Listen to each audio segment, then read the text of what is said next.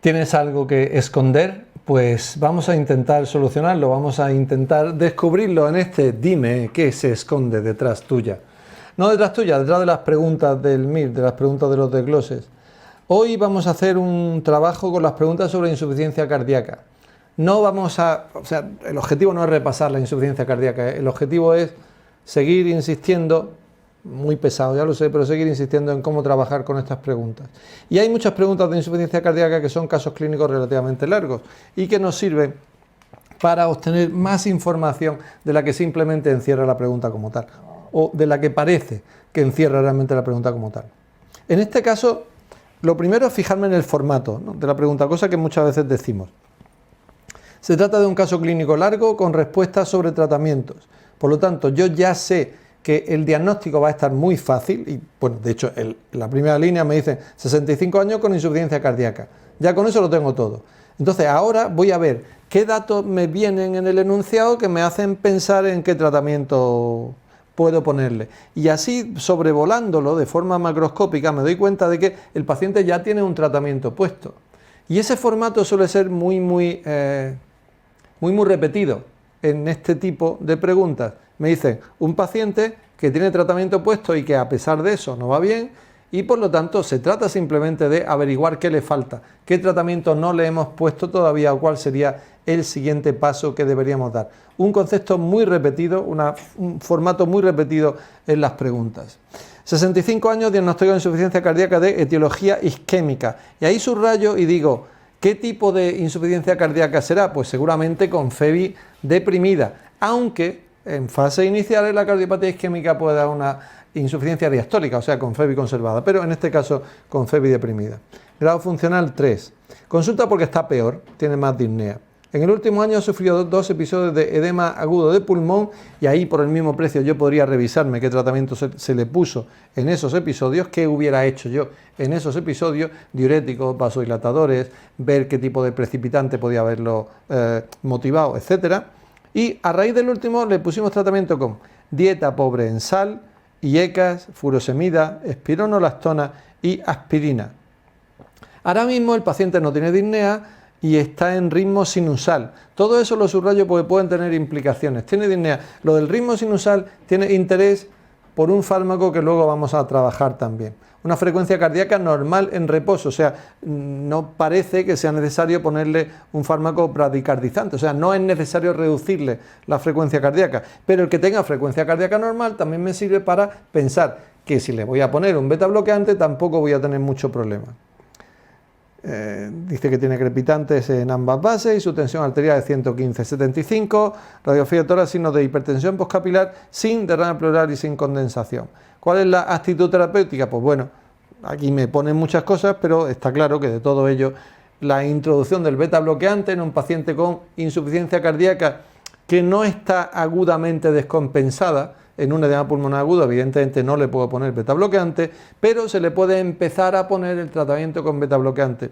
Es cierto que esos crepitantes que tiene en bases me harían recomendar que el tratamiento lo empezara muy poco a poco y a lo mejor el diurético subirlo un poquito no le vendría mal, o que la dieta pobre en sal la cumpla mejor. Pero todo eso son consideraciones que hago y que en cada fármaco que tiene puesto como tratamiento pongo si mejora la supervivencia o no, para qué sirve, qué efectos secundarios tiene, el IECA cuando se sustituiría por un ARA2, qué posibilidad tendría aquí con el sacubitril valsartán, que sería, bueno, primero le pongo el beta bloqueante y si no responde con eso, a lo mejor es cuando me planteo ya los inhibidores de las neprilisinas. Pero eso va a estar cambiando además en estos próximos años y ya iremos viendo por dónde sale.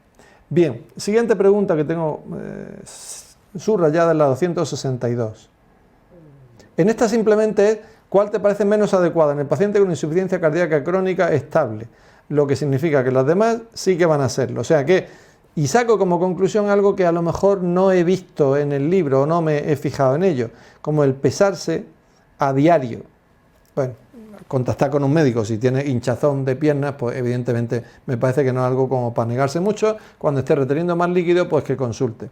Y La clave en esto es que insiste esta pregunta sobre el efecto perjudicial de los AINES en los pacientes con insuficiencia cardíaca. El uso indiscriminado de los AINES les puede producir un fallo prerrenal. Y por lo tanto lo subrayo por si eso da lugar a otra pregunta en el futuro. Y es otra cosa que he aprendido. La dieta hiposódica me la sabía sobradamente, el ejercicio físico también.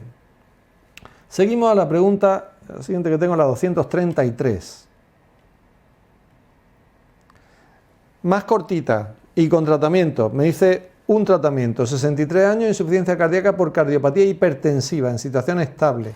Presentan el ecocardiograma disfunción sistólica con una fracción de eyección del 35, menos del 35. ¿Cuál sería el tratamiento inicial? Pues aquí evidentemente podría irme o por los IECA o por los beta bloqueantes, como tratamiento de un paciente con cardiopatía hipertensiva que está provocando un fallo sistólico o una FEBI deprimida. Y podría emplear los dos. Lo que pasa es que inicialmente utilizamos los IECA y los beta bloqueantes los vamos incorporando después si el paciente sigue sin respuesta, pero inicialmente vamos a bloquear el sistema renina, angiotensina, aldosterona. Y ahí me planteo, ¿y los IECA por qué? Pues porque se suelen emplear los IECA y si el paciente lo tiene tos o no los tolera es cuando puedo emplear los ARA2, pero en cualquier caso podría utilizar cualquiera de ellos y todo eso me lo voy localizando. Los digitálicos me estudio qué indicaciones tenían y los antagonistas del calcio me voy ya familiarizando con que no van a ser tratamiento de la insuficiencia cardíaca sistólica con FEBI deprimida. Sigo. Y seguimos a la pregunta 212 en este caso. Otro caso clínico también, caso clínico medianamente largo y con respuestas de tratamientos. Y el paciente tiene ya puesto tratamiento. ¿Os suena ese formato? Pues sí. Vamos a ver de qué origen tiene. En este caso mixto, hipertensivo y cardiopatía isquémica con infarto. Y tiene una fibrilación auricular crónica. Ahí pensaría en que el paciente tiene que tener también anticoagulante. Pues efectivamente me dicen que tiene tratamiento con IECA, furosemida, espironolactona y está anticoagulado con dicumarol. El paciente, a pesar de eso, tiene un deterioro lentamente progresivo con signos de insuficiencia cardíaca derecha e izquierda sin aparente desencadenante. Usted se plantea como para asociar al tratamiento previo. Asociarle un ARA2, no, porque ya le estoy dando un IECA. Como mucho me plantearía sustituirlo por un sacubitril valsartán. Un inhibidor directo de la renina, ya sé que no se usan, pero me lo reviso. El alisquirén que tenía, pues no se usa tal. Los digitálicos no me servirían como tal, aunque el paciente tiene fibrilación auricular, va a 90 latidos por minuto. Y la resincronización ventricular solo llegaría después de un tratamiento pleno y en un paciente con un bloqueo de rama izquierda con un QRS prolongado. O sea, y todo eso son informaciones que voy sacando como ramificación y me quedo con el beta bloqueante. En este caso dicen el carvedilol, un alfa beta bloqueante de forma progresiva. Bien, como veis empiezan a repetirse los conceptos también y sobre todo fijaos mucho en que el formato se repite bastante. Siguiente pregunta, en este caso una pregunta sobre efectos secundarios. El paciente tiene puesto un tratamiento, o sea, porque claramente entre las respuestas todos son alteraciones electrolíticas, veo la insuficiencia cardíaca y si no tengo mucho tiempo yo ahí me iría por la hiperpotasemia directamente porque es uno de los efectos secundarios que frecuentemente se pueden producir en pacientes que toman varios bloqueantes del sistema renina-angiotensina. En este caso tiene puesto enalapril y tiene puesto eplerenona. Aunque tuviera la furosemida que tiende a bajarte el potasio, me encuentro con un paciente con una tensión arterial de 90-40, una frecuencia cardíaca de 45 y ausencia de onda P en el electrocardiograma y QRS ancho. Me he encontrado pues que ¿con qué se puede corresponder eso? Pues efectivamente es con la hiperpotasemia con la que se puede corresponder, que no sería raro que se produjera con el tratamiento que tiene puesto este paciente. Pero me anoto las manifestaciones para decir, cuando me encuentre con esto, la hiperpotasemia puede ser una de mis sospechas. No me han hablado de las ondas T picudas, por ejemplo, que también pueden estar, y me las anoto también por ahí. La siguiente pregunta, está la 204, la 168. Un formato en el que, en este caso quería comentaros una cosa. Nosotros podemos sacarlo como una conclusión de esta pregunta, para el futuro, pero quiero daros un truco para responder esta pregunta. Me dice, ¿cuál es el mejor tratamiento para la insuficiencia cardíaca del paciente? Sin leerme el enunciado, me están pidiendo que elija uno de estos fármacos. Y el enalapril y el losartán hacen lo mismo.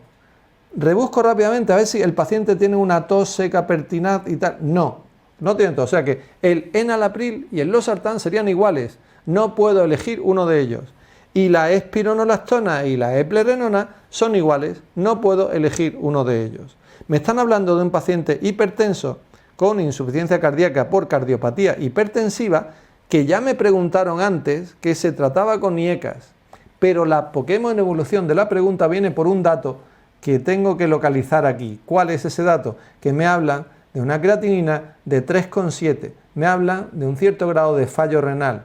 Y cuando eso sucede, la opción primera deja de ser ya el IECA, deja de ser también la eplerenona, por supuesto, y pasa a ser el beta bloqueante, que sería la respuesta correcta. ¿Vale? Eso lo saco como conclusión y como técnica de examen saco la otra. Es que tengo que identificar un fármaco que no tenga otra respuesta, que sea igual que él, pues entonces no puedo elegir uno u otro. Vale, esta era la 168, la siguiente pregunta la 164. Igual, un paciente, sus condiciones, qué tratamiento tiene de alta y me dice qué tratamiento de los siguientes tiene más probabilidad de mejorar los síntomas y de reducir la mortalidad. Si yo, no digamos que voy con prisa, pero sí que sé que el paciente tiene insuficiencia cardíaca y veo las respuestas y veo qué tratamiento sería mejor con esas combinaciones, digo, es que esta pregunta puedo responderla tal cual. La aspirina no va a ser, evidentemente, el verapamilo tampoco y el clopidogrel, pues no me parece que sea la opción mejor. Y entonces simplemente voy a irme por el carvedilol con el acenocumarol. Pero bueno, me la leo y leo todos los datos que tenga esta pregunta.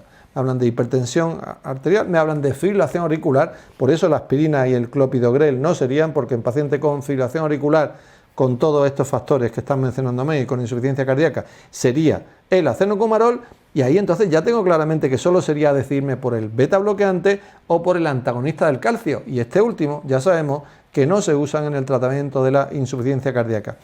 Pero me leo todo el caso, me subrayo todo, veo qué tratamientos tenía puestos, qué tratamientos se le han cambiado, cómo estaba su fibrilación auricular, etcétera. Y evidentemente el carvedilol me va a servir para frenar también la frecuencia ventricular, ¿vale? Otra conclusión que se puede sacar trabajando y estudiando con estas preguntas. La 130. Aquí tiene un formato completamente distinto. Enunciado, ni caso, y simplemente leerme todas las respuestas para decir cuál es cierta. Y por lo tanto, sacar todas las conclusiones de las otras respuestas que son falsas. Me dice la 1 que los bloqueantes del receptor de los ARA2 han demostrado superioridad sobre los IECA. Falso. Y ya saco la conclusión de cuándo se usan uno, cuando no tolero los IECA es cuando me voy a los ARA2. Los antialdosterónicos no han demostrado mejoría pronóstica. Pues ya sé claramente que sí y por lo tanto sé su indicación. El paciente, a pesar del tratamiento previo, sigue con una fracción de eyección de menos del 35%, pues sigo con ello.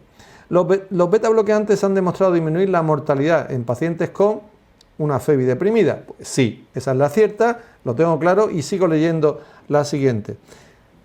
Y aquí me hablan de la resincronización y me dicen que se indica cuando el QRS sea estrecho y ya estoy preparado para decir, dentro de unos años van a preguntarme la resincronización como tratamiento y que será por supuesto con el QRS ancho.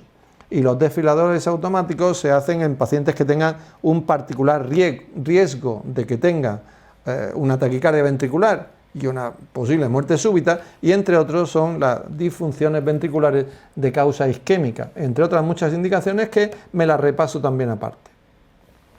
No sé cuánto tiempo nos queda, ¿cuánto tiempo llevamos? 14 minutos. Me confirman desde control que tenemos la última pregunta ya. Y la última pregunta voy a hacer la 77. Bueno, voy a hacer las últimas preguntas, más bien. La 11, por ejemplo. La 11 me dice que si asocio IECAS con antagonistas de la aldosterona puedo tener hiperpotasemia. ¿Recordáis cómo tienen antecedentes? Pues esta pregunta es del 2019-2020. Y la 9, entre las siguientes combinaciones de fármacos, ¿cuál demuestra reducción de la mortalidad en la insuficiencia cardíaca con FEBI deprimida? Pues ¿cuáles son? Los beta bloqueantes y los IECA, que son los tratamientos que hemos dicho antes que eran principales. Pregunta 2019-2020. Fijaos, con todo lo que se ha trabajado previamente, cómo llego a estas dos preguntas últimas y digo, es que casi que me aburro respondiéndolas, es que son demasiado fáciles. Me gustaría que me preguntaran un poco más difícil. Pues para eso tenéis nuestros simulacros. Era broma. Venga, hasta la siguiente.